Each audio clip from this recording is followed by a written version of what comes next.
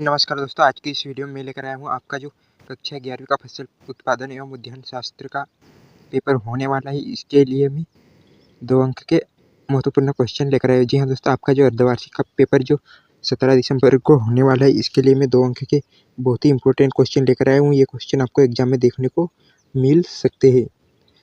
तो 2 अंक फिर अगली वीडियो में 3 अंक, 4 अंक और 5 अंक के क्वेश्चन भी बताने वाला हूँ। तो हमारे चैनल पर जुड़ जाइए और वीडियो को लास्ट तक जरूर देखिए। तो चलिए देखते हैं कौन कौन से क्वेश्चन आने वाले हैं। तो पहले हम 2 अंक के क्वेश्चन देख लेते हैं। 2 क्वेश्चन, तो 2 अंक के क्वेश्चन में पहला क्वेश्चन है, पहला प्रश्न क्या है, विशिष्ट खेती की कोई 2 शर्तें बताइए। तो इसका उत्तर लिखना है, सॉल्यूशन के साथ बता रहा हूँ। जी हाँ दोस्तों, तो विशिष्ट खेती की 2 शर्तें, कृषि मंडी फार्म के नज़दीक होने चाहिए और किसान की आर्थिक स्थिति सुदृढ़ होनी चाहिए। फिर अगला दूसरा क्वेश्चन है, दूसरा क्वेश्चन क्या है, शुष्क खेती की परिभाषा लिखिए। तो शुष्क खेती किसे कहते हैं, 50 सेमी से यानी कि 500 मिमी से कम वर्षा वाले क्षेत्रों में लाभप्रद फसलों के बिना सिंचाई के उगाना शुष्क खेती कहलाता है। फिर है अगला क्वेश्चन है प्रश्न क्रमांक 3। प्रश्न क्रमांक 3 क्या है, मृदा संरचना या मृदा विन्यास को परिभाषित कीजिए। तो मृदा संरचना, मृदा विन्यास किसे कहते हैं, तो मृदा के कणों के भूमि में सजे रहने के क्रम को मृदा विन्यास या मृदा संरचना कहते हैं। फिर है इससे अगला चौथा क्वेश्चन है, मृदा गठन से आपका क्या तात्पर्य है।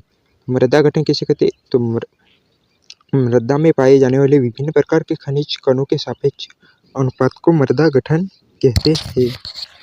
फिर इससे अगला क्वेश्चन क्या है, मृदा संरचना को प्रभावित करने वाले किन्हीं 4 कारकों के नाम लिखिए।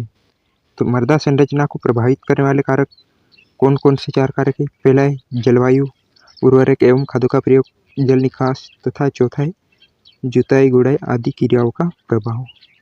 फिर इससे अगला छठवां क्वेश्चन है, रंध्रावकाश किसे कहते हैं। तो मृदा संरचना में मृदा कणों के बीच उपस्थित रिक्त स्थान को रंध्रावकाश कहते हैं। फिर है अगला क्वेश्चन 7वां, रंध्रावकाश पर प्रभाव डालने वाले कारक बताइए। तो रंध्रावकाश पर प्रभाव डालने वाले रंध्रावकाश निम्नलिखित बातों पर निर्भर करता है। कौन कौन सी, मृदा गठन, मृदा कणों की आकृति, मृदा विन्यास तथा मृदा में जीवांश की मात्रा। फिर इससे अगला है 8वां क्वेश्चन क्या है, संसंजन बल किसे कहते हैं। संसंजन बल किसे कहते हैं, एक ही पदार्थ के अणुओं के बीच उत्पन्न आकर्षण के लिए कार्य करने वाले बल को संसंजन बल कहते हैं। फिर इससे अगला है क्षारीय मृदाई किसे कहते हैं। तो क्षारीय मृदाई किसे कहते हैं, ऐसी मृदाई जिसमें घुलनशील लवणों की मात्रा बहुत अधिक पाई जाती है और जिसकी उपस्थिति के कारण मृदा की उर्वरकता शक्ति नष्ट हो जाती है तथा पौधों की वृद्धि में बाधा उत्पन्न होती है। क्या कहलाती है, क्षारीय मृदाई या ऊसर मृदाई कहलाती है। तो आप इन क्वेश्चनों को नोट कर सकते हैं और इसका स्क्रीनशॉट भी ले सकते हैं। फिर इससे अगला है क्षारीय मृदाई कितने प्रकार की होती है। क्षारीय मृदाई निम्नलिखित 3 प्रकार की होती है। कौन कौन सी, लवणीय मृदाई, लवणीय क्षारीय मृदाई तथा अलवणीय क्षारीय मृदाई। फिर इससे अगला है 11वां क्वेश्चन क्या है, मृदा क्षरण कितने प्रकार का होता है। तो मृदा क्षरण 2 प्रकार का होता है। कौन सा, प्राकृतिक क्षरण और त्वरित क्षरण। फिर इससे अगला 12वां क्वेश्चन देख लेते हैं। 12वां क्वेश्चन है, मृदा संरक्षण का महत्व बताइए। मृदा संरक्षण का महत्व, तो मृदा संरक्षण अति आवश्यक है क्योंकि इसके द्वारा ही जीवन का पोषण होता है और मृदा में उगने वाले पौधे विश्व के लिए भोजन उपलब्ध कराते हैं। इसके अलावा यह अनवीनीकरणीय योग्य संसाधन है, अर्थात इसके एक बार नष्ट हो जाने पर इसे पुनः प्राप्त नहीं किया जा सकता। इस कारण इसके संरक्षण का महत्व और अधिक हो जाता है। फिर इससे अगला क्वेश्चन 13वें क्वेश्चन की ओर बढ़ते हैं।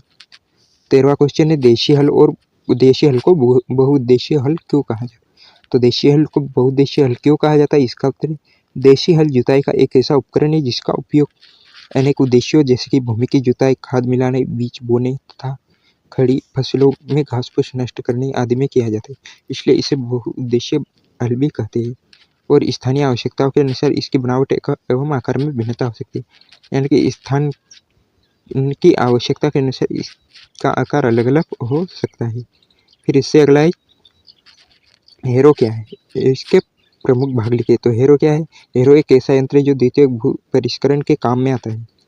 इसमें लोहे या लकड़ी के मुखट्टे में लोहे की नोकदार खुटियाँ या पतली फार लगी होती है जो भूमि को खोदने का कार्य करती है। इसके प्रमुख भाग है, कौन सा है? ढांचा, टूथ बार, रनर टूथ, रोकर आर्म, रोकर बार आदि।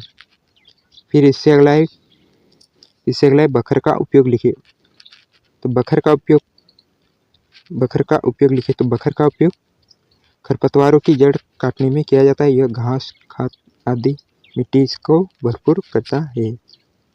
फिर है इससे अगला क्वेश्चन, डोरा किसे कहते हैं? तो डोरा बखर के समान रचना वाला एक कृषि यंत्र है जिसका उपयोग खड़ी फसल को खरपतवार निकालने में किया जाता है। इस यंत्र का प्रयोग प्राय मालवा क्षेत्र के किसानों द्वारा अधिक किया जाता है।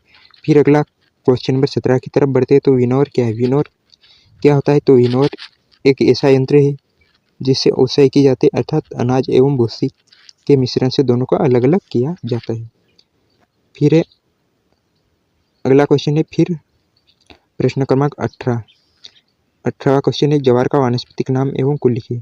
तो जवार का वानस्पतिक नाम क्या है? सोरगम बाई कलर, और इसका कुल है ग्रेमिनी कुल का पौधा है। फिर अगले क्वेश्चन की ओर बढ़ते हैं। तो अगला क्वेश्चन है प्रश्न क्रमांक 19, जवार का उत्पत्ति स्थान बताइए। तो जवार का उत्पत्ति स्थान है डी कंडोल तथा हुकर के अनुसार जवार का उत्पत्ति स्थान क्या है? अफ्रीका है, लेकिन इसका बेबीलोन ने इसके उत्पत्ति स्थान एबिसिनिया माना है। फिर इससे अगला 20वां क्वेश्चन है, मक्का में खरपतवार नियंत्रण के लिए किस खरपतवारनाशी का उपयोग किया जाता है?